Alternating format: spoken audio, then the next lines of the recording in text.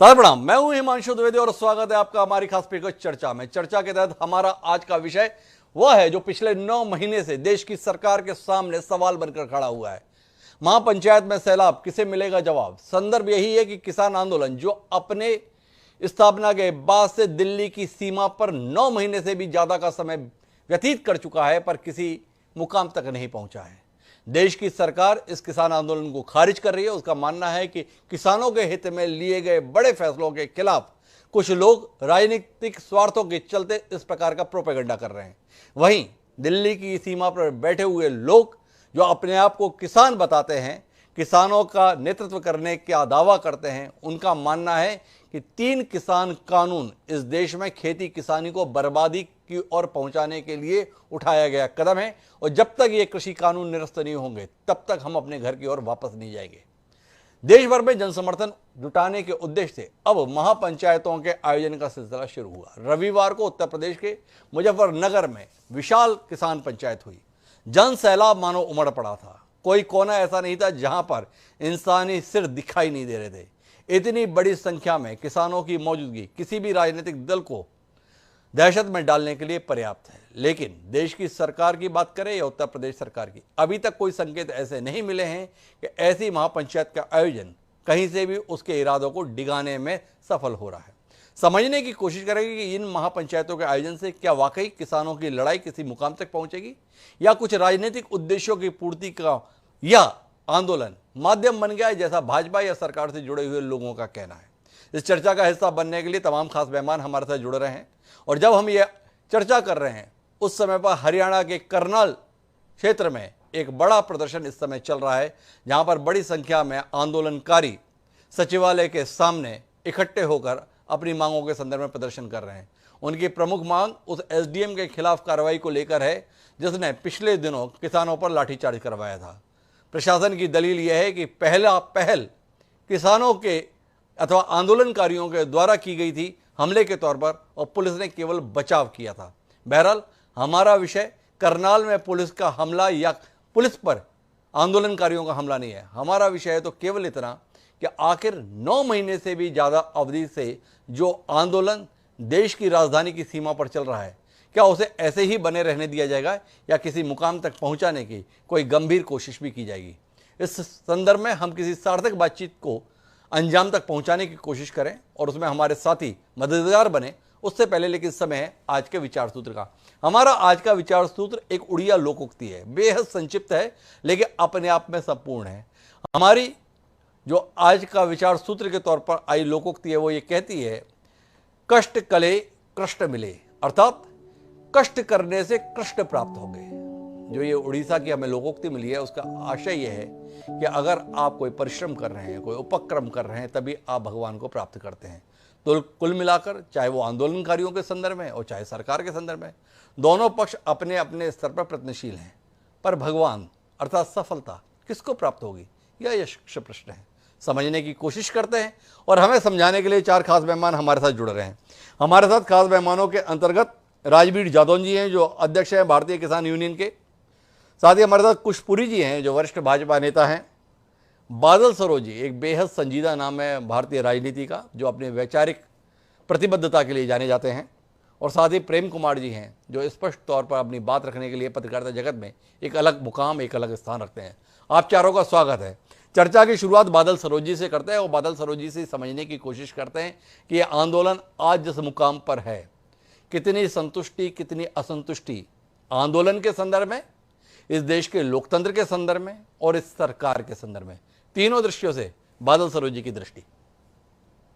जहां तक आंदोलन का सवाल है जी, मुझे लगता है कि इस आंदोलन ने न केवल भारत के जनता के प्रतिरोध के इतिहास में जी रिकॉर्ड कायम किया है, बल्कि दुनिया भर के जन आंदोलनों के इतिहास में भी एक रिकॉर्ड कायम किया है और वो 3 तरीके का है। जी, पहला, ये व्यापक आंदोलन है, राजनीतिक आधार पर चलने वाला आंदोलन नहीं है, किसानों का आंदोलन है। दूसरा, ये नीतियों को जनता और देश के हित में बनाए जाने के आग्रह का आंदोलन है। और तीसरा, जो सबसे बड़ी बात है वो ये कि ये इतिहास का जबरदस्त शांतिपूर्ण आंदोलन है।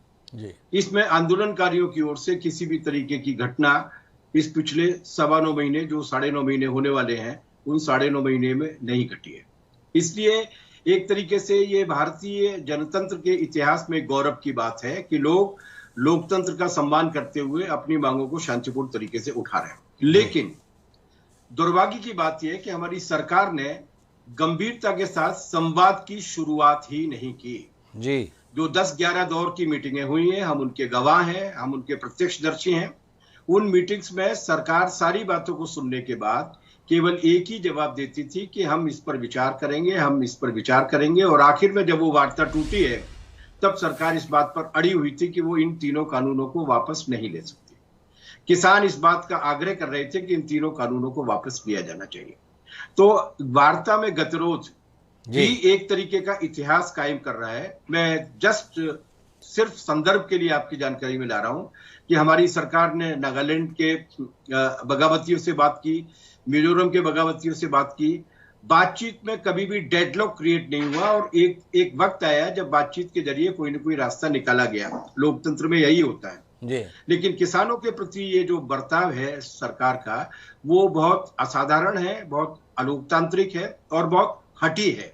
इतना बड़ा हट नहीं होना चाहिए। मैं एक उदाहरण दे रहा हूं आपको कि बातचीत के एक दौर में सरकार ने हमसे ये कहा कि वो इन कानूनों को 2 या 3 साल के लिए स्थगित करने के लिए तैयार है। किसानों ने ये कहा कि अगर आप इनको स्थगित करने के लिए तैयार हैं इसका मतलब ये कि इसकी अर्जेंसी नहीं है जी। और अगर अर्जेंसी नहीं है तो आप इनको वापस ले लीजिए और 2-3 साल तक पूरे देश के किसानों के साथ संवाद करने के बाद अगर सरकार जरूरी समझती है तो दोबारा से ले आए।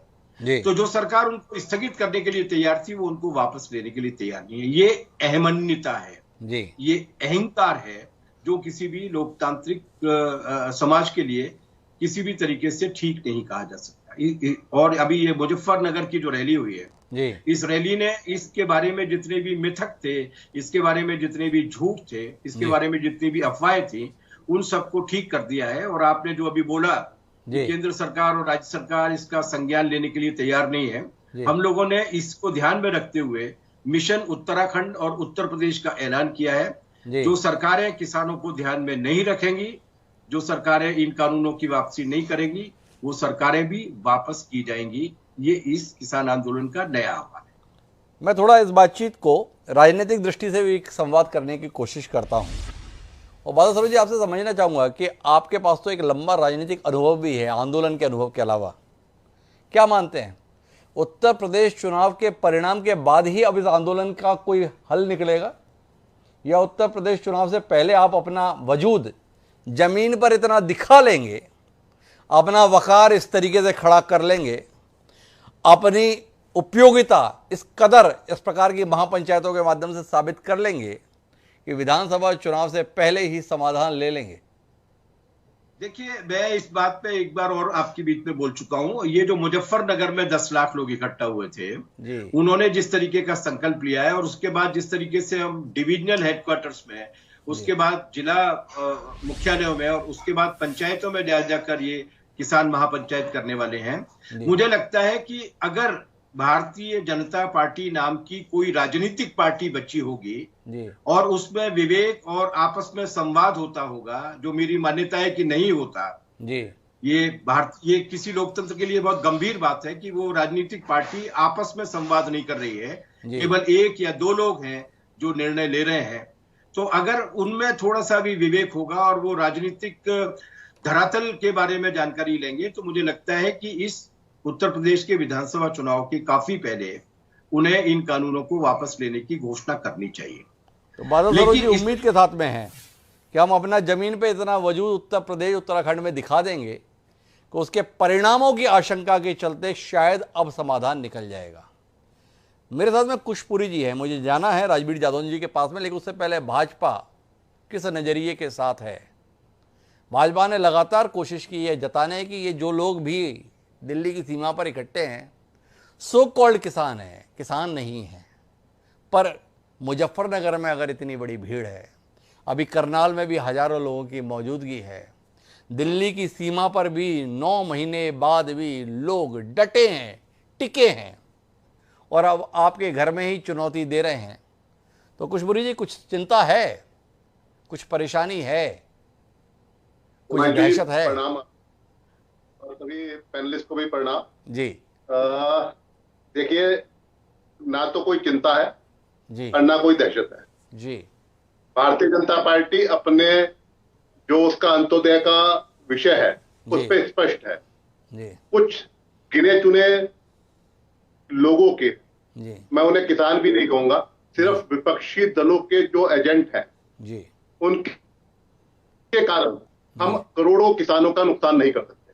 जी और हम लगातार किसानों से संवाद कर रहे हैं, हमारे वरिष्ठ नेता किसानों से संवाद कर रहे हैं। मुझे भी एक विधानसभा का प्रभार है मेरे पास, जी और मैं कल भी उस विधानसभा में, क्योंकि वो देहात विधानसभा है, सहारनपुर देहात विधानसभा है, मैं उसमें कल लगातार पूरे दिन प्रवास किया और मैंने लगातार किसानों से संवाद किया। किसानों को इस विषय में कोई संशय ही नहीं है। पता नहीं किस संशय को लेकर किसान यूनियन इस आंदोलन को कर रही है। जी कॉन्ट्रैक्ट फार्मिंग इस प्रदेश में, इस देश के अंदर मेरे ख्याल से गन्ना मिलों के साथ एक लंबे समय से चले आने वाली प्रक्रिया है।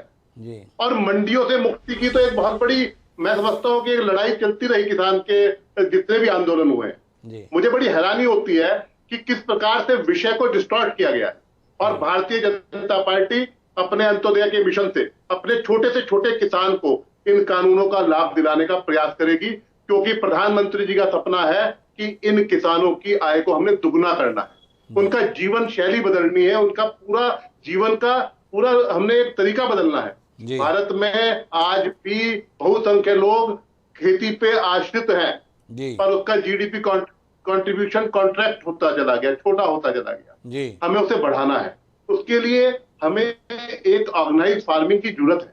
जी और मैं नहीं समझता कि उसमें हमारी पार्टी की और हमारी सरकार की प्रतिबद्धता पे कोई फर्क इस प्रकार की पंचायतों से पड़ेगा, क्योंकि वहां, अगर मैं मुजफ्फरनगर से ही बोल रहा हूं, जी वहां पे सिर्फ विपक्षी दलों के कार्यकर्ता बहुसंख्यक थे, उसमें किसानों की जो सहभागिता थी, मतलब मुझे हैरानी थी कि पश्चिम उत्तर प्रदेश के जिलों से भी वहां पे सहभागिता नहीं थी। जी तो ये बड़ी हैरानी का विषय था। इसका मतलब यह है कि जो मूल रूप से किसान है जी वो इस इन कानूनों के पक्ष में है। जी। यही कारण है कि हमारी सरकार अपनी प्रतिबद्धता से पीछे नहीं हट रही। अच्छा इसमें- खुशी, मुझे एक रोचक जानकारी आपसे चाहिए। मुजफ्फरनगर की रैली लगभग सभी चैनलों पर दिखाई जा रही थी, कोई कोना नहीं बच रहा था जहां तक कैमरा जाता था। जहां धरती और आकाश मिल जाते हैं वहां तक केवल और केवल लोगों का समूह था। आपसे जानने में दिलचस्पी, क्या विपक्ष के इतने कार्यकर्ता उत्तर प्रदेश में हो गए हैं कि जब वो इकट्ठे हो जाते हैं तो धरती और आसमान जहां पर मिलते हैं वहां तक छा जाते हैं? थोड़ा रोशनी दे। इतना मजबूत विपक्ष 4.5 साल की मजबूत योगी आदित्यनाथ सरकार के रहते हुए भी रह गया है। थोड़ा रोचक बात है, दृष्टि दे। किसान नहीं है, विपक्ष के कार्यकर्ता है। इतने कार्यकर्ता, इतनी बड़ी तादाद और इतने सामूहिक रूप से मौजूद। हिमांशु जी, मुजफ्फरनगर एक छोटा सा शहर है। अगर आप कभी मुजफ्फरनगर आए हो जी। ये लगभग 4-5 किलोमीटर के दायरे में फैला हुआ शहर जी। है। और जिस ग्राउंड में ये मीटिंग हो रही थी उसकी जो क्षमता है जी वो मैक्सिमम क्षमता, अगर उसमें कोई भी वो ना लगाया जाए, टेंट ना लगाया जाए, तो 60,000 70,000 की क्षमता है। जी और उसमें जिस प्रकार से टेंटिंग की गई थी उस पंडाल में 30 से 35,000 लोग थे। जी बाकी सभी लोग सिर्फ सड़कों पे थे। अगर कुल संख्या भी देखें तो ये 1,00,000-1.25 लाख से ऊपर की संख्या पूरे हमारे 4 किलोमीटर के पूरे दायरे में, इससे ज्यादा लोग नहीं थे। जी और आप एक चीज समझिए कि इसमें बहुसंख्यक रूप से हरियाणा से, पंजाब से जी। आने वाले लोगों की संख्या अधिक थी। और प्रदेश, आप समझिए, जो कांग्रेस की जहां सरकारें हैं वहां से प्रायोजित होकर लोग वहां पे आए हुए थे। इसमें आम किसान की तो सहभागिता खुशी, नहीं मेरी थी। जानने में दिलचस्पी है, ये हरियाणा में कांग्रेस की सरकार कब से अस्तित्व में आ गई? आपने बताया पंजाब और हरियाणा से लोग थे, तो ये हरियाणा में भी जो सरकार चल रही है वो मूलतः कांग्रेस की सरकार चल रही है? नहीं, वो मैं हरियाणा कह गया, राजस्थान और पंजाब इनका अच्छा। पार्टिसिपेशन था। हरियाणा का तो समर्थन उन्हें पहले ही नहीं मिला। हरियाणा में तो कोई समर्थन। और अभी जो और करनाल 2022 में हजारों लोग सचिवालय पे डटे हुए हैं, वो उत्तर प्रदेश या पंजाब या राजस्थान से पहुंचे हुए हैं, वो भी हरियाणा के लोग नहीं है आपके अनुसार? भाई साहब, मेरे अनुसार तो ये कुछ लोगों का समूह है जो अपने साथ जिनके हित जुड़े हुए हैं, चाहे राजनीतिक हित है या अन्य हित है, उन लोगों को इकट्ठा करके ये एक मॉब क्रिएट कर रहे हैं और इस प्रकार का इंप्रेशन क्रिएट कर रहे हैं कि ये किसान है। अरे मैं राजवीर जी के पास जाऊं उससे पहले एक सवाल और करता हूं। ये कुछ लोग हैं, कुछ जी, ये कुछ की परिभाषा को मैं कुछ जी आपसे समझना चाहता हूं। ये कुछ का मायना क्या है? कुछ दर्जन, कुछ सैकड़ा, कुछ हजार, कुछ लाख, जो आपके कुछ की सीमा में आते हैं। ये कुछ लोग हैं, ये लाखों हैं तो भी कुछ हैं, या हजार हैं तो भी कुछ हैं, ये सैकड़ों हैं तो भी कुछ हैं, या कुछ उंगलियों पर गिने जाने लोग हैं वो कुछ हैं? थोड़ा इस कुछ पर रोशनी मिल जाए। मैं बिल्कुल बताता हूं। ये कुछ वो लोग हैं जिसमें कांग्रेस, जिसमें समाजवादी पार्टी, जिसमें बसपा, जिसमें लोकदल, जिसमें हमारे कुछ दिग्भ्रमित हुए किसान यूनियन के लोग हैं जी। और इनकी जो अपनी फॉलोइंग्स है। आप समझिए, इस देश के अंदर भीड़ इकट्ठा करना एक बहुत बड़ा, इतना बड़ा इशू नहीं है। 132 करोड़ का देश है। अगर आप उसमें कहते हैं कि 1 लाख या 2 लाख लोग, उत्तर प्रदेश की पॉपुलेशन 24 करोड़ की है, 24 करोड़ की पॉपुलेशन में अगर 1 लाख लोग किसी सभा में आ गए तो आपने कह दिया कि जी भारतीय जनता पार्टी के लिए या उसकी सरकार के लिए चिंता का विषय है। मैं समझता हूं कि 1 लाख लोग, और वो ऐसा नहीं है कि जब चुनाव हुआ होगा तो जितनी भी वोट हुई उसमें 35-40% तो विपक्ष के पास थी ना। और आपको पता है कि कौन सा खुशी में एक आखिरी सवाल आपसे कर लेता हूं, मुझे राजवीर जी के पास जाना है, लेकिन मेरा मन मान नहीं रहा, आपसे बात पूरी नहीं हो पा रही मेरी। आपने कहा कुछ नहीं है। 2 नेताओं के बयान मेरे पास हैं। एक सम्मान्य वरुण गांधी है, जिनकी अभी आपकी पार्टी के अंदर कोई अहमियत वगैरह है नहीं। उन्होंने कहा ये किसान हमारे अपने हैं और इन किसानों की बात को ठीक से सुनिए। पर वरुण गांधी की बात को कोई नहीं सुन रहा है तो आप भी क्यों सुनेंगे? लेकिन दूसरा नाम बहुत बड़ा है, नाम उनका चौधरी वीरेंद्र सिंह है। सर छोटू राम के नवासे हैं। 2014 से 2019 की मोदी सरकार में सम्मान्य ग्रामीण विकास मंत्री जैसा महत्वपूर्ण विभाग उन्होंने संभाला हुआ था। उन्होंने आज पत्रकार वार्ता की है और सीधे तौर पर कहा है कि जो लोग ये मान रहे हैं कि ये किसान ऐसे ही उड़ जाएंगे, गलत फहमी में है। उनसे जोर जबरदस्ती नहीं चल सकती, ये तरीका ठीक नहीं है। ये चौधरी वीरेंद्र सिंह का कहना है। किसकी बुद्धि खराब है थोड़ा समझना है। ये जो आंदोलन में बैठे हुए हैं उनकी, या जो इस आंदोलन को महत्व नहीं दे रहे हैं उनकी, या ये जो चौधरी वीरेंद्र सिंह उम्र के 8वें दशक में चल रहे हैं उनके राजनीतिक अनुभव का निचोड़ जो आज सार्वजनिक हुआ है। बस इस पे और दृष्टि दे दें, फिर मैं राजवीर जी के पास चलूंगा। देखिए हिमांशु जी, जो चौधरी वीरेंद्र सिंह जी ने कहा चाहे वरुण गांधी जी ने कहा, वो उनके अपने व्यक्तिगत विचार हैं। पार्टी की लाइन बिल्कुल स्पष्ट है जी। देखिए, हमारा उद्देश्य इस देश के करोड़ों किसानों को लाभ देना है, ना कि कुछ जो बड़े किसान हैं वो हजारों और लाखों की संख्या में हो सकते हैं इस देश के अंदर। सिर्फ उनके ही हितों की चिंता करना इस सरकार का काम नहीं है। इस देश का सरकार जो काम कर रही है वो अपने छोटे से छोटे मार्जिनल जो फार्मर्स हैं, जो छोटे से छोटा किसान है, उसकी हित की चिंता कर रही है। बड़ी महत्वपूर्ण बात कही है पुष्पुरी जी ने। कोई बड़े किसान हैं, वो लाखों में भी हो सकते हैं, लेकिन हमारी सरकार केवल उनके हितों का ध्यान रखने के लिए नहीं है। जो छोटे से छोटा किसान है उसकी चिंता हमारी सरकार कर रही है, और इनके हितों को सुरक्षित रखने के लिए इन कानूनों का रहना जरूरी है, इसमें हमें कोई भ्रम नहीं है। तो राजवीर यादव जी, आपके पास आता हूं और आपसे समझना चाहता हूं, ये जो आपकी किसान यूनियन है, इसने क्या जमींदारी टाइप के किसानों के हितों के संरक्षण का ही ठेका ले रखा है? आपका काम एक बड़े किसानों के हितों का संरक्षण करना ही है, जो छोटे किसानों के संदर्भ में, दीनहीन किसानों के संदर्भ में, जिनके सम्मान के लिए भारत की सरकार किसान सम्मान निधि जैसी क्रांतिकारी योजना लेकर आई हुई है, उस सरकार के कामों की, उस सरकार के नियत की धज्जियां उड़ाते हुए आप ये जो आंदोलन का सिलसिला बनाए हुए क्या कर रहे हैं? आप केवल बड़े किसानों के हितों का संरक्षण शोभा देता है आपको ये सब करना? पुष्पुरी जी की बातों से ऐसा बोध हो रहा है, थोड़ा आप दृष्टि देंगे? पुरी साहब की बातें सुनकर के जी सर, इनकी मजबूरी है, ये एजेंडे से बाहर नहीं जा सकते। जो इनको बताया गया कि इतना ही बोलना, उतना ही बोलना पड़ेगा जी। हमें ये बता दें कि छोटे किसानों के लिए जो आपने बताया सबसे क्रांतिकारी योजना थी किसान सम्मान निधि जी। 17 रुपया पर डे के हिसाब से किसान सम्मान निधि कैसे हो जाएगी जी? अगर सम्मान निधि नाम है तो उसकी राशि सम्मान पूर्वक हो जी। एक केंद्रीय कर्मचारी या एक राज्य कर्मचारी के बराबर तनख्वाह जो हो वो एक किसान को दे दो, और उस किसान का पूरा परिवार खेती करना चाहता, वो ऐसा नहीं चाहता कि पूरे परिवार को मिले। एक आदमी के तनख्वाह पर पूरा परिवार राष्ट्र क्षेत्र में पैदावार करके आधे दामों पर इनको समर्पित करना चाह रहा, क्योंकि इनकी एमएसपी किसान का केवल 6% खरीद थी, नीति आयोग ने बताया। अच्छा, अब दूसरा इन्होंने कहा कि इस कानूनों से छोटे किसान का होगा। इन्होंने कहा कि हमने भंडारण की सीमा बढ़ा दी है, जो छोटा किसान उसमें अपना माल रखेगा और जब अच्छा भाव होगा तो उसको उसका पैदावार का भाव मिलेगा जी। अब आप समझे, छोटे किसान के माने 1 हेक्टर और बड़े किसान के माने 2 हेक्टर जी, मतलब मीडियम किसान के माने जी। 1 हेक्टर माने हमारे यहाँ करीब 2.5 एकड़ और 2 हेक्टर माने 5 एकड़। 5 एकड़ माने होगा 10-11 बीघे। 5 एकड़ का किसान इतनी पैदावार कर लेगा कि वो अपनी जरूरतों के लिए फसल भी बेच लेगा और भंडारण भी कर देगा। और भंडारण तब तक करता रहेगा जब तक अदानी अंबानी साहब महंगाई नहीं कर देंगे। आखिर किस किस्म की बात कर रहे हैं? छोटे मझोले किसान की फसल तो खेत में ही बिक जाती है। तो जब से खेती शुरू करता है तो अपने अड़तिया से, व्यापारी या किसी सरमाएदार से डीजल के लिए पैसे लेता, बीज के लिए पैसे लेता है और वो कटाई के लिए, मजदूरी के लिए पैसे लेता है। और फसल आने के पहले तक जी वो व्यापारी पूछने लगता है कि आपकी फसल कब आ रही है जी।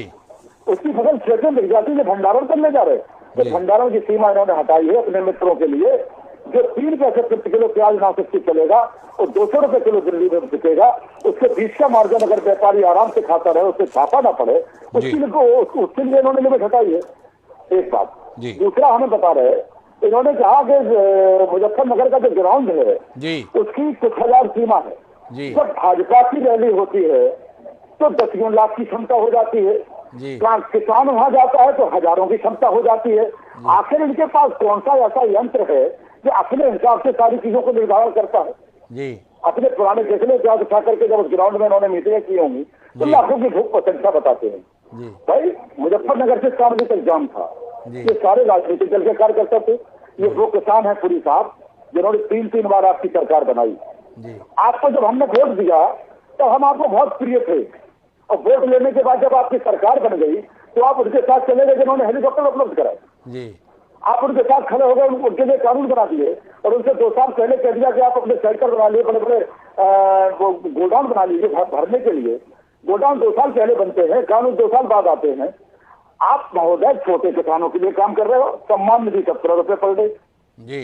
आपका भंडारण सीमा जो आपने हटाई है वो बड़े व्यापारियों के लिए हटाई है। अगर आंदोलन कर रहा है तो बड़ा व्यापारी कर रहा, क्या अपनी इंतखाब खतौनी दिखा करके आंदोलन करेंगे? आप कितने बड़े किसान हैं, कितने छोटे किसान हैं पूरी साहब? किसान की परिभाषा इस तरह न करिए कि जिसके उसके दिल के खेत पहुंचे। आपका सपोर्ट में खड़े तो किसान और आपके विरोध में खड़े तो वो किसान नहीं है। आप आंदोलन करें तो राष्ट्र प्रेम और हम आंदोलन करें तो राष्ट्रद्रोह। ये कौन सी परिभाषा? ये कौन सी परिभाषा है राजवीर जी? ये आपका सवाल है, लेकिन आपसे जानने में दिलचस्पी है, क्या आपको महसूस नहीं हो रहा है कि आप अचानक विपक्ष का औजार बन जा रहे हैं? विपक्ष जो भारतीय जनता पार्टी को अपने तमाम प्रयासों के बावजूद भी हरा पाने में नाकाम रह रहा है, वो अब आपके आंदोलन के बूते आने वाले विधानसभा चुनाव में संभावनाएं देख रहा है। आपने भी कह दिया है कि मिशन उत्तर प्रदेश, मिशन उत्तराखंड, तो कुल मिलाकर किसान आंदोलन पर सवार होकर विपक्ष काबिज होगा, क्योंकि आप तो चुनाव लड़ नहीं रहे। आपने कहा है हम तो चुनाव लड़ेंगे नहीं। तो आपको नहीं लगता है राजनीति के मैदान में मोहरा बनने के लिए तैयार हो गए हैं आप? जी हिमांशु जी, थोड़ा समय दीजिए जी, मैं आपकी बात का जवाब दूंगा बिल्कुल पूरी तरीके से जी। ये कानून जी शुरुआत में कांग्रेस ला रही थी जी, हम लोग उसका विरोध कर रहे थे, तब आप हमारे कंधे पे बैठे थे क्या जब आप भी विरोध कर रहे थे जी। कांग्रेस कानून ला रही थी तो वो बहुत देशद्रोही के कानून थे। आप कानून लाए हैं, परिभाषा मत करिए। हम किसी विपक्षी दल को हथियार देने का काम, हथियार तो आप दे रहे हैं ना। 9 महीने से हम आपके दरवाजे बैठे आपसे डिमांड कर रहे हैं कि हमारी आप बात सुन लीजिए। अगर आपने मेरी बात सुन ली होती हम घर चले गए होते। कहाँ का विपक्ष, कहाँ का पक्ष, क्या मतलब क्या हमें किसी से?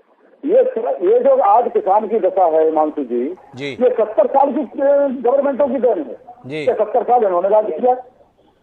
जब कांग्रेस की गवर्नमेंट 2014 में थी, इसके पहले तो हम विरोध करते थे, इनको बड़ा मजा आता था। आज इनकी सरकार इनका विरोध करे तो इनको बुरा लग रहा है। हम आंदोलनकारी लोग हैं। जो भी सरकार निरंकुश होगी, जो भी सरकार हिंदुस्तान की अर्थव्यवस्था पर कृषि प्रधान देश के किसानों पे कुठाराघात करेगी तो उनके खिलाफ हम आंदोलन करेंगे। हमारा किसी राजवीर जी, अपनी बात को थोड़ा और विस्तार देता हूं आपको, मुझे जाना है प्रेम कुमार जी के पास, लेकिन ये सवाल और आपसे करूंगा कि आपने स्वयं कहा कि किसानों की आज जो हालत है वो 70 साल की तमाम सरकारों की नीतियों का नतीजा है। उन सरकारों में कौन था? उन सरकारों में कांग्रेस थी, उन सरकारों में समाजवादी पार्टी भी थी, उन सरकारों में बहुजन समाज पार्टी भी थी। आज आपने जो मिशन उत्तर प्रदेश, जो मिशन उत्तराखंड लिया है, कुल मिला के इस मिशन के लाभार्थी कौन होंगे? वही कांग्रेस, वही समाजवादी पार्टी, वही बहुजन समाज पार्टी। तो जिनको आप जिम्मेदार ठहरा रहे हैं अपनी दुर्दशा के लिए, जिनको जिम्मेदार ठहरा रहे हैं किसानों की बर्बादी के लिए, उन्हीं के हितों का साधक बनने का आप संकल्प ले रहे हैं। तो अगर ऐसी स्थिति में आपको मोहरा करार दिया जाए तो गलत क्या है? आप स्वयं मैदान में क्यों नहीं उतरते जब आप इस नतीजे पे पहुंच चुके हैं कि सारी पार्टियों ने इस देश के किसानों के साथ ठगी की है, धोखा किया है, उनकी बर्बादी का कारण बने हैं? तो आपका संयुक्त किसान मोर्चा खुद मैदान में उतर के अपने हक को लेने के लिए तैयार क्यों नहीं होता? जी, आपका प्रश्न खैर लंबा है, लेकिन एक बात आपकी हमें ऑब्जेक्शनेबल लगी कि आपने कहा कि इनको जिताने का संकल्प ले चुके। ये बात आप करते ही आपका बड़ा आदर सम्मान है, सब बहुत बेहतरीन बात करते हैं आप जी। आप ये समझिए कि हम 2014 में आंदोलन कर रहे थे जी। ये कहते थे कि हमें फायदा नहीं चाहिए जी। जो किसानों के खिलाफ काम करेगा उसके खिलाफ हम काम करेंगे। हम आंदोलनकारी, आप कह रहे हैं आप चुनाव में क्यों नहीं चले जाते हैं? इस देश में हजारों पार्टियां हैं जो चुनाव राजनीति का काम करती हैं, लाखों लोग हैं जो चुनाव के बगैर जिंदा नहीं रह सकते हैं। इस हिंदुस्तान को, कृषि प्रधान देश को आंदोलनकारियों की जरूरत है कि इस तरह की निरंतर सरकारों के नाक में नकेल डाल के रखे। किसानों के रास्ते से भटक जाने वाली सरकारें जो उद्योगपतियों के रास्ते पे चली जाती हैं, उनको वापस ला करके कृषि प्रधान देश के किसानों के रास्ते पे छोड़ दे। इस तरह के आंदोलनकारी चाहिए और हम वही आंदोलनकारी हैं। हम किसी को राजनीतिक फायदा देने वाले नहीं हैं। अब ये क्यों इस तरह का माहौल बनने दे रहे? क्यों हमको 9 महीने से बरकला रहे? क्यों हमको 9 महीने से बदनाम करने का प्रयास कर रहे? क्यों हम लोगों के ऊपर कई किस्म के आरोप लगा रहे? आप हमारी बात मान लीजिए। आपने कहा संशोधन कितने भी करा लो, कानून वापस न कराओ। ये कितनी हास्यास्पद बात है हिमांशु जी, कितने भी करा लो, अगर 100% संशोधन की बात कर दे तो फिर कानून का मतलब क्या रह जाएगा? अरे भाई, ऐसी क्या कसम खा रखी है किसी से तो जो कानून वापस नहीं करेंगे, संशोधन कुछ नहीं करेंगे। जब आपने मान लिया है कि कमजोर कानून है तो कृषि प्रधान देश में इतने कमजोर कानून लागू नहीं किए जा सकते।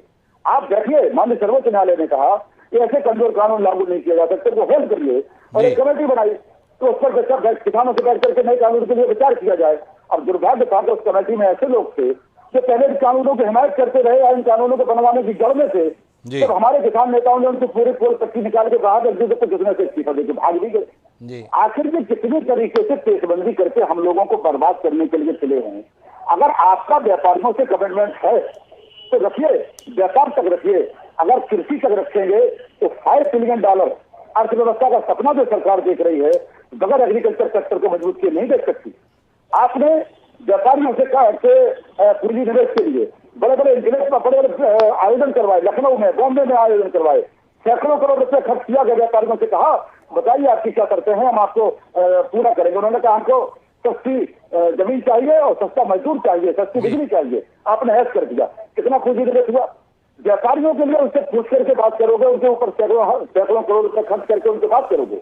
और जब किसान के ऊपर, किसान के लिए कोई हित का कानून बनाओगे तो किसान से बात नहीं करोगे। किसान अपना खाना पानी लेकर के दिल्ली के दरवाजे तक आ जाएगा कि मुझसे बात कर लो, आपका कोई खर्चा नहीं होगा। तो हमें राष्ट्रद्रोही घोषित करोगे, खालिस्तानी आतंकवादी कहोगे। इस तरह की भाषा नहीं बोलना चाहिए।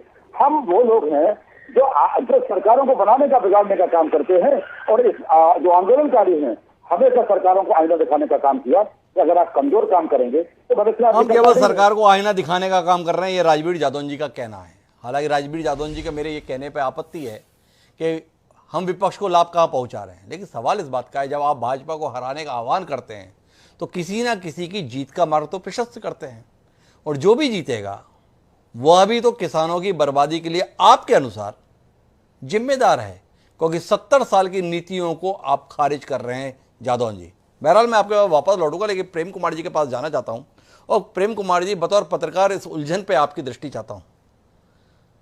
और कितनी भीड़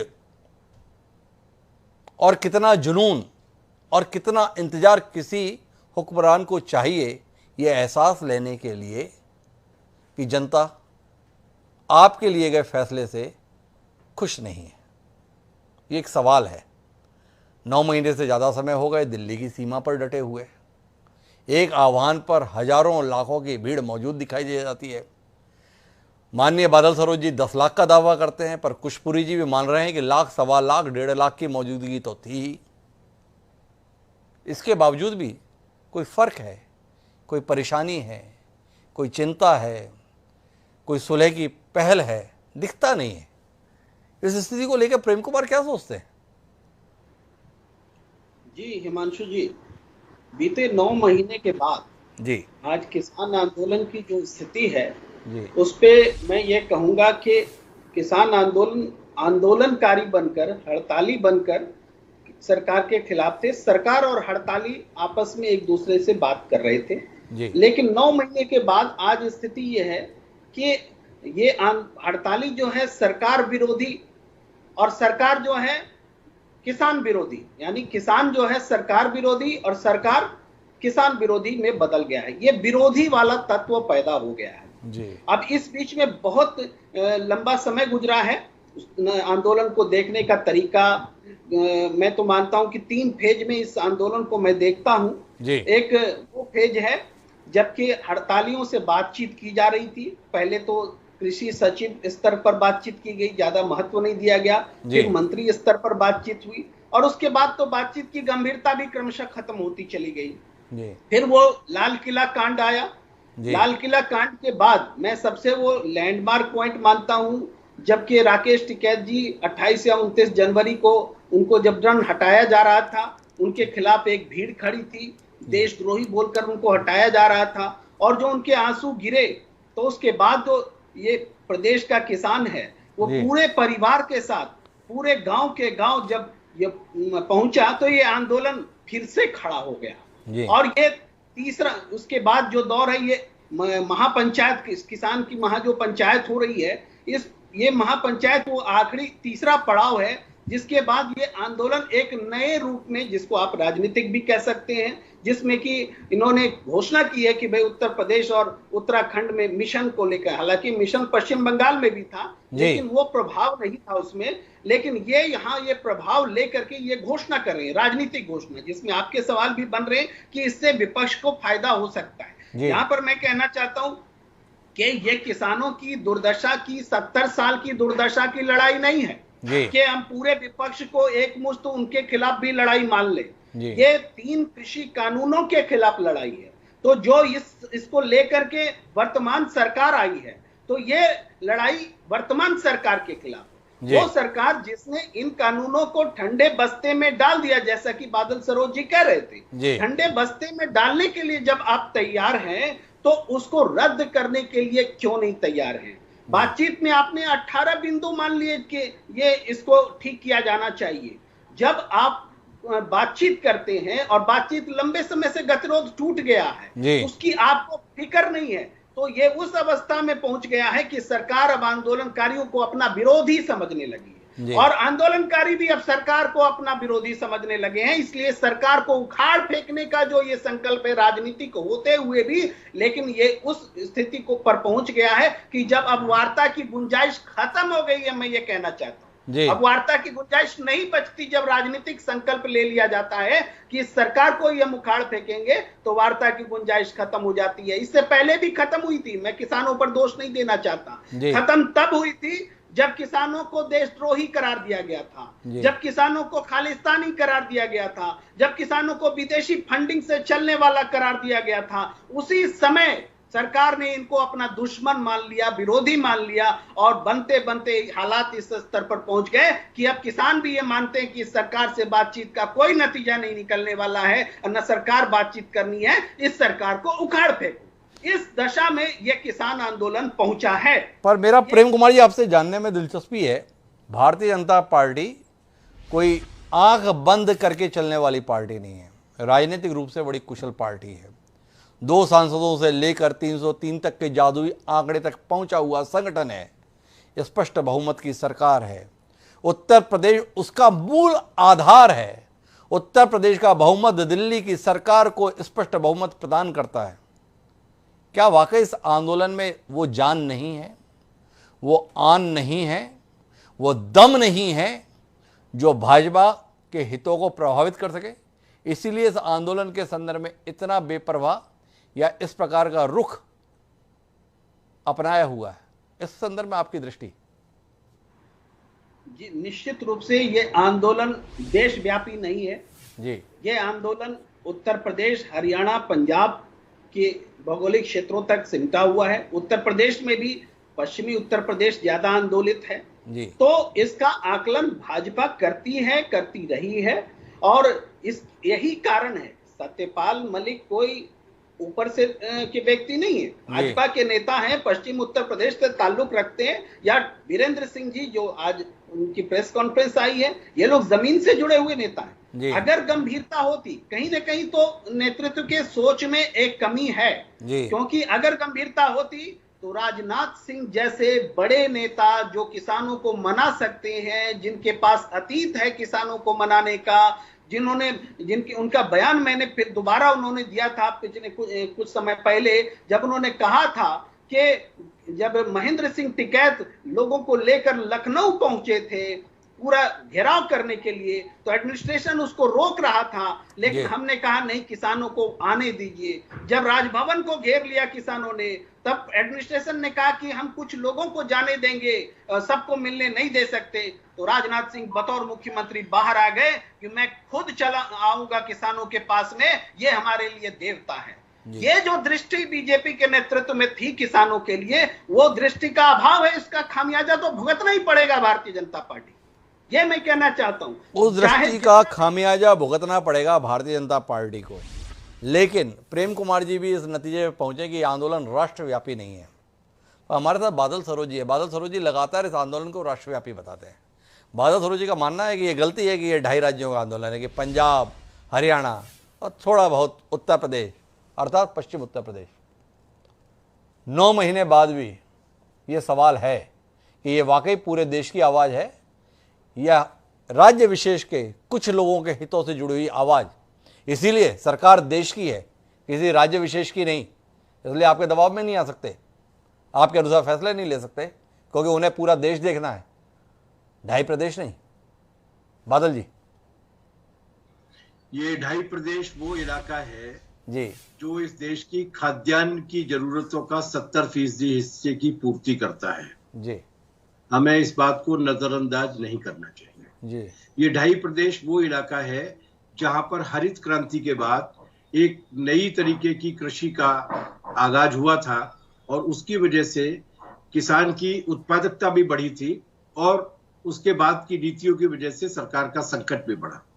तो जाहिर सी बात है कि इन 2.5 प्रदेशों में जो वाइब्रेंसी या जो आक्रोश दिखता है, उस तरीके के आक्रोश को आप उन इलाकों में जो आदिवासी इलाके हैं जहाँ खेती आज भी प्रिमिटिव खेती है, उस तरीके का आक्रोश आप नहीं देख सकते। लेकिन इसके बाद भी मैंने पहले भी आपसे कहा था कि मैं जिस प्रदेश की राजधानी में बैठकर बात कर रहा हूँ, भोपाल में, वो प्रदेश वो ट्रैक्टर ट्रॉली के मामले में देश के सबसे कम घनत्व वाले प्रदेश पे है। यहाँ पर भी बड़ी बड़ी पंचायतें हुई, 20-20 हजार लोगों की भागीदारी वाली पंचायतें हुई, जो इस मायने में ये संख्या बड़ी है क्योंकि मोबिलाइजेशन लोगों को अपनी जेब का पैसा खर्च करके करना पड़ा, किसी एक ट्रैक्टर ट्रॉली में बैठ के नहीं आए। आक्रोश पूरे देश के किसानों में है, आंदोलन अलग अलग तरीके की तीव्रताओं के साथ पूरे देश भर के किसानों में है और ये आने वाले दिनों में आपको महसूस भी हो जाएगा। मैं आपकी बहस सुनना था, मैं एक निवेदन करना चाहता था और मैं ये निवेदन करना चाहता था कि ये कौन सी पार्टी है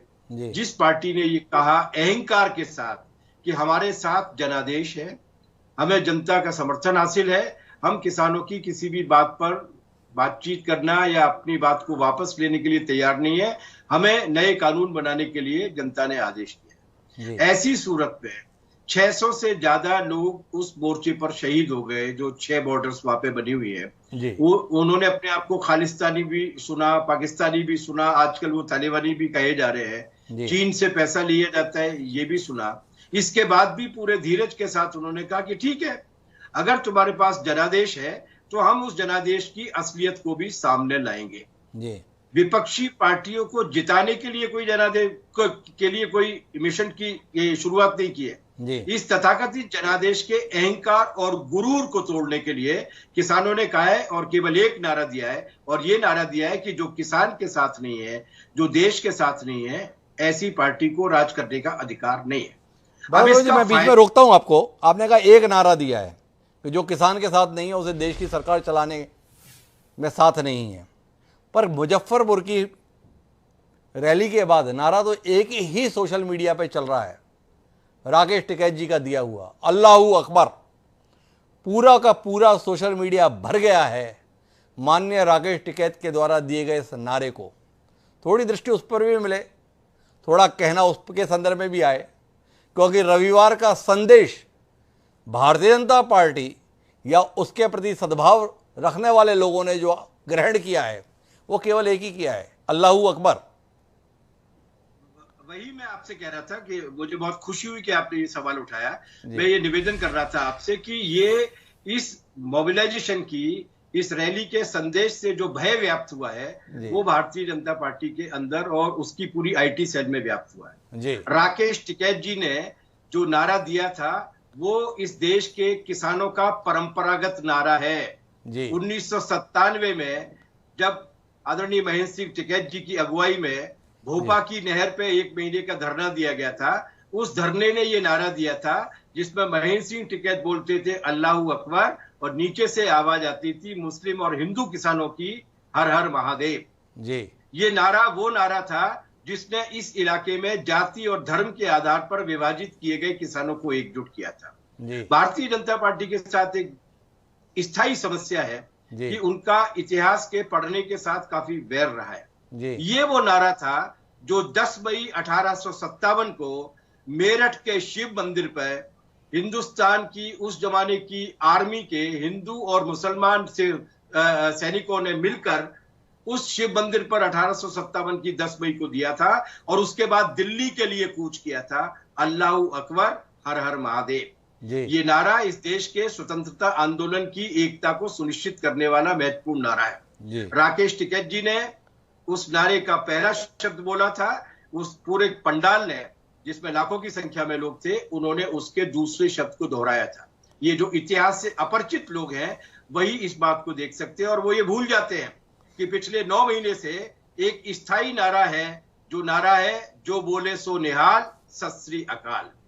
ये किसानों के संघर्ष को भारतीय परिवेश में एकजुट करने की एक ऐसी पारंपरिक प्रक्रिया है जिसे ये लोग नहीं समझ पाएंगे, क्योंकि इन्होंने हजारों साल तक जय सिया राम और सियापति रामचंद्र की जय, सियावर रामचंद्र की जय में सीता जी का राम के साथ तलाक करा दिया है और केवल जय श्री राम का उद्घोष किया है। बादल सरोज जी का कहना है कि इनकी इतिहास में दिलचस्पी नहीं है, इतिहास का अध्ययन नहीं है, पर क्या वाकई ऐसा है, या केवल आधा नारा ही ज्यादा मुफीद है भविष्य की सियासत के लिए, इसलिए उस अनुसार उपयोग है?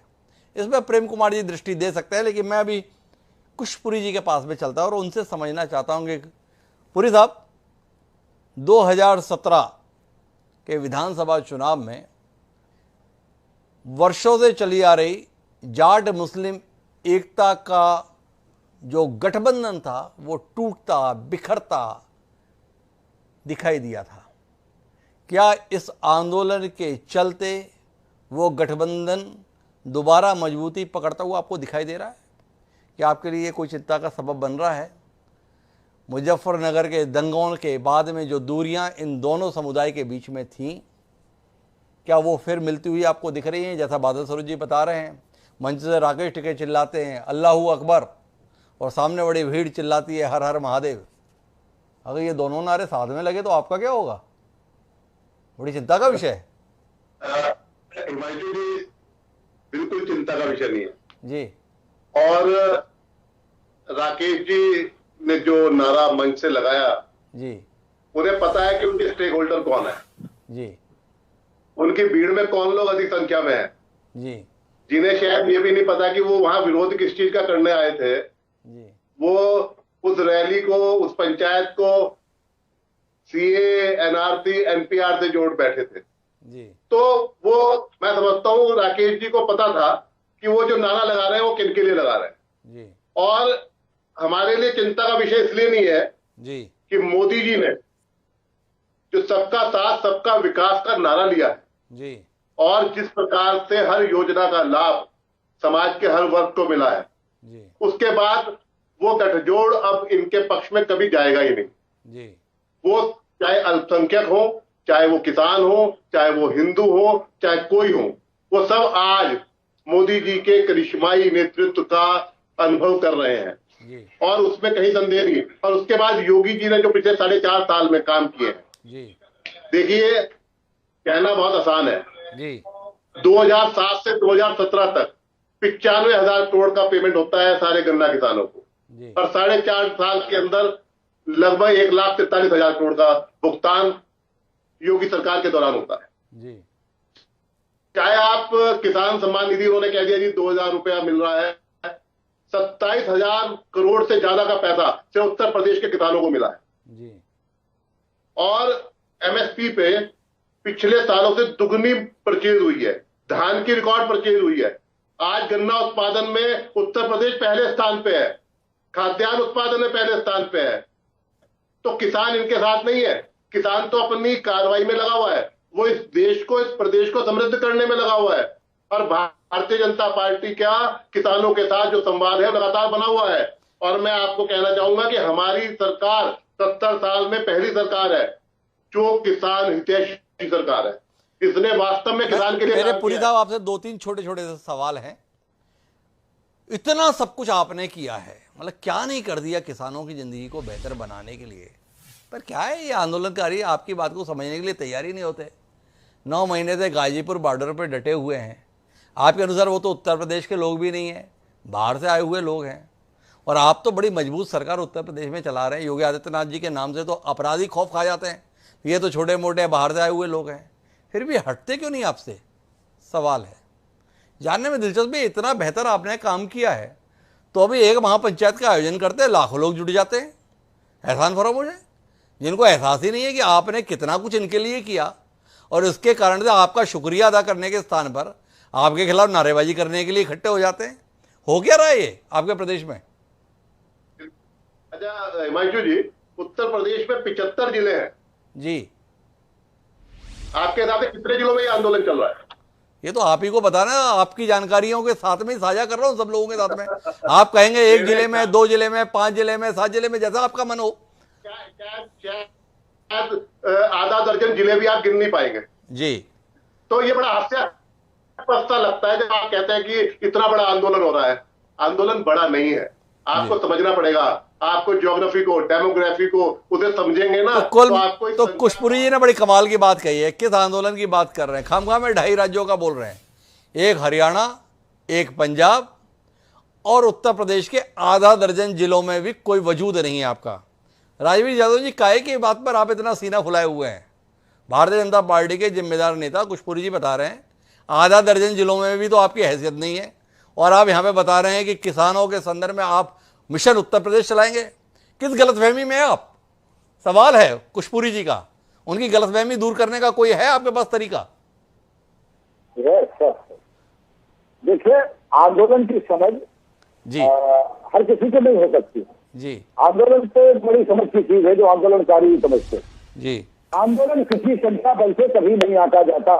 जी आंदोलन जिस विचारधारा जिसके लिए किया जाता है उससे कितने लोग सहमत हैं देश में, ये आंदोलन की ताकत होती है।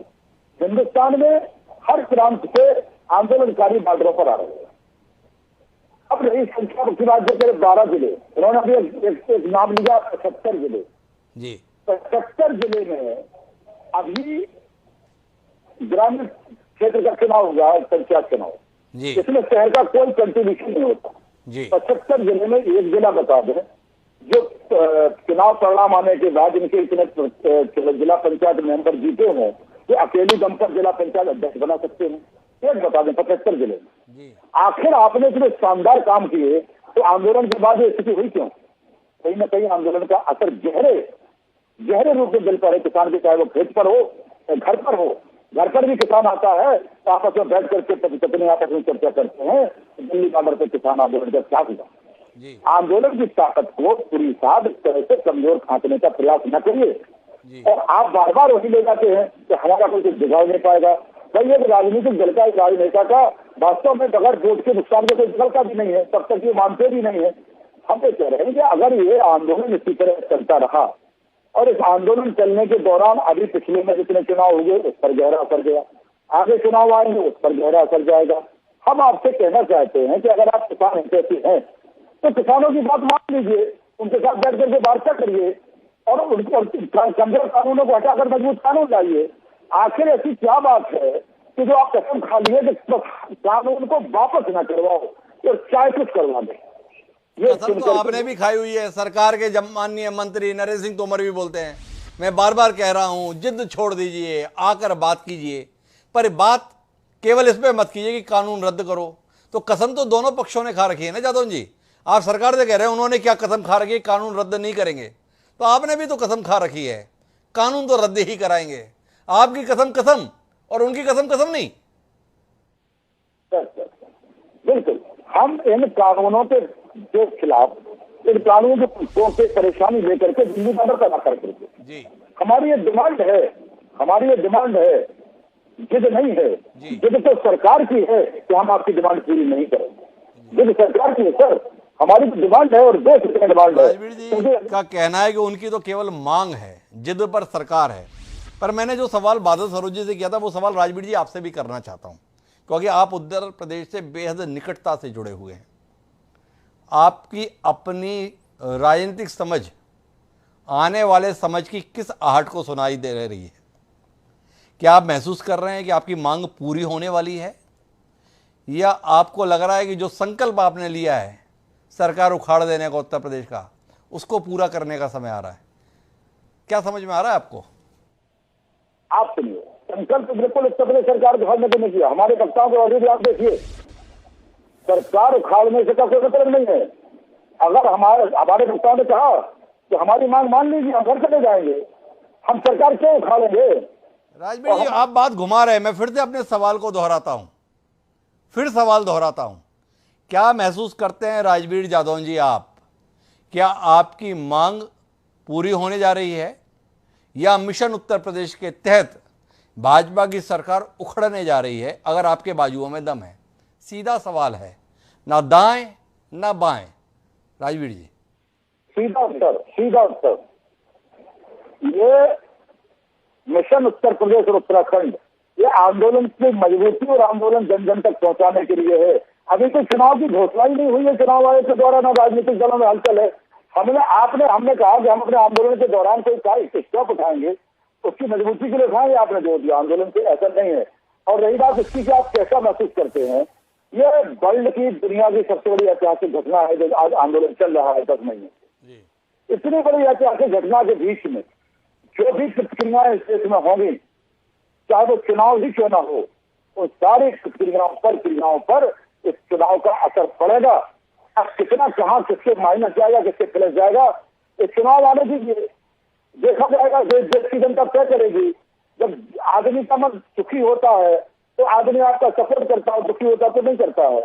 बार बार आपका सपोर्ट किया और लास्ट में आप जाकर के व्यापारियों के साथ खड़े हो गए। ये कैसे किसान की ये अपनी ताकत है कि किसी राजनीतिक दल के कार्यकर्ताओं में या किसी भाजपा भले ही अपने आप को किसी की सबसे बड़ी पार्टी कहे, लेकिन किसी भी विधानसभा में इनके इतने पर्सनल कार्यकर्ता नहीं है जो अकेले चुनाव जीत ले। इनको हम जैसे सारे किसान हैं जो राष्ट्रवादी किसान, इनकी जरूरत है, तो हम इनकी जरूरतों पर 3 बार खड़े उतर चुके। अब ये समझ रहे हैं जिनको बार बार हम भुनाते रहेंगे, ऐसा नहीं है। इस आंदोलन में धर्मवाद, जातिवाद और सब वर्गवाद सारे माहौल खत्म कर दिए। किसान एक कड़े पर आकर खड़ा हो गया है, एक साथ खड़ा हुआ है, ये राजवीर जी का कहना है। पर प्रेम कुमार जी आखिरी बातचीत के लिए आपके पास रुक करता हूं, और राजवीर जादव जी की बातों से आपको एक कुशल आंदोलनकारी महसूस हो रहा है या कुशल राजनेता, ये आपसे समझना चाहता हूं। मिशन उत्तर प्रदेश, मिशन उत्तराखंड चलाएंगे। बादल सरोज जी भले ही बोल रहे थे कि सरकारें उखड़ जाती है, पर राजवीर जी कह रहे हैं अभी तो चुनाव भी घोषित नहीं हुए, कहां सरकार उखाड़ने की बात है। तो मिशन उत्तर प्रदेश उत्तराखंड का मतलब क्या है, और उन्हीं राज्यों में मिशन उत्तर प्रदेश उत्तराखंड क्यों है जहां पे अभी 6 महीने के अंदर चुनाव होना है? प्रेम कुमार जी थोड़ा दृष्टि देंगे, राजवीर जी कहां उलझ रहे हैं या कहां उलझाना चाह रहे हैं? जी हिमांशु जी, मुझे लगता है कि राजनीतिक रूप से जितना जागरूक किसान है जी, उतना दूसरे कोई नहीं है जी। ये जो अल्लाह हू अकबर और महादेव का नारा जी जो आप चर्चा कर रहे थे जी, ये नारा कोई राजनीतिक दल जब लगाता है तो उसके सामने तो तुष्टीकरण और पुराने उसके काम और तमाम चीजें आ जाती हैं, उनको हिंदू विरोधी भी बता दिया जाता है, लेकिन किसानों को कोई हिंदू विरोधी नहीं बता सकता जी। ये किसान जो हैं, अगर किसान हर हर महादेव और अल्लाह अकबर बोलते हैं तो ये समझिए कि वो राजनीतिक नब्ज जिसको महेंद्र सिंह टिकैत जी ने पकड़ा था, वो राजनीतिक नब्ज उसी का अनुसरण करते हुए किसान आंदोलन पकड़ने की कोशिश कर रहा है। तो ये एक तो ये चीज है कि उनकी विरासत उनको बता रही कि आंदोलन कैसे किया जाना चाहिए। अगर इस परंपरा से वो जुड़ते हैं तो वो जाति धर्म तो तोड़ करके इस आंदोलन का विस्तार करेंगे। ये है। दूसरी बात है कि मिशन जो राजनीतिक संकल्प लिया, मैंने पहले ही कहा कि ये आंदोलन अब सरकार विरोध और सरकार की ओर से ये किसान विरोधी इस रूप में बदल गया है। बातचीत की कोई संभावना या कोई गुंजाइश मुझे नजर नहीं आती जो सफल होती दिखे। लेकिन इस आंदोलन की मजबूती ये है कि आज तक इस आंदोलन को तोड़ा नहीं जा सका। इतने समय हो गए, कई बार कोशिश भी हुई, कुछ लोग हटे भी थे लाल किला कांड के बाद, लेकिन फिर वो वापस आ गए इस आंदोलन में। तो ये आंदोलन टूटा नहीं है। तो इस हिसाब से आंदोलन तो मजबूत है, माने संकल्प नेतृत्व जो है वो मजबूत है। अब ये राजनीतिक मकसद जो है उसमें वो कामयाब होते हैं या नहीं, ये चुनाव बताएगा, क्योंकि बार बार ये कहते हैं कि इनके साथ लोग ही नहीं है। जब लोग ही नहीं है तो लोग फिर वोट दे करके ही साबित करेंगे कि लोग हैं या नहीं है। तो ये आंदोलन इस वजह से उस दिशा में जा रहा है, राजनीतिक हो रहा है जी। तो कुल मिलाकर अगर हम बातचीत के मर्म पे पहुंचे तो भारतीय जनता पार्टी से जुड़ा हुआ नेतृत्व मानता है कि ये आंदोलन केवल कुछ लोगों की उपज है जिसको विपक्षी दलों की शय है। वहीं आंदोलनकारियों का मानना है कि वो अपने वजूद की, अपने अस्तित्व की लड़ाई लड़ रहे हैं, इसलिए इसमें किसी भी प्रकार के समझौते की गुंजाइश नहीं है। लिहाजा अब रुख लिया है महापंचायतों के सिलसिले का। दावा है कि मुजफ्फरनगर से जो सिलसिला शुरू हुआ है वो जिले जिले तक, कस्बे कस्बे तक पहुंचेगा। कस्बों में, जिलों में या मुख्यालयों में संख्या की मौजूदगी से क्या सरकार दहल जाएगी, सहम जाएगी और पिघल जाएगी, या वोटों की शक्ल में अपनी ताकत दिखानी पड़ेगी इन आंदोलनकारियों को, जिसके बाद सरकार शायद मानेगी कि इनके पास संख्या है, वो लोग हैं जो इस देश में सरकार बनाते हैं या बिगाड़ते हैं, और तब सरकार फैसला लेगी। इसके लिए इंतजार करना होगा। लेकिन आप चारों मेहमानों का बहुत बहुत धन्यवाद, देश के सम्मुख यक्ष पृष्ठ बनकर खड़े हुए किसान आंदोलन से जुड़ी चर्चा का हिस्सा बनने के लिए। समय है अब आज के शेर का। जिन हालात में आंदोलन है उसी को समर्पित आज का शेर ये कहता है कि जीत और हार का इम्कान कहाँ देखते हैं, कि जीत और हार का इम्कान कहाँ देखते हैं, गांव के लोग हैं नुकसान कहाँ देखते हैं। राना आमिर लियाकत ने किसानों के जज्बे को इस शेर में व्यक्त किया है।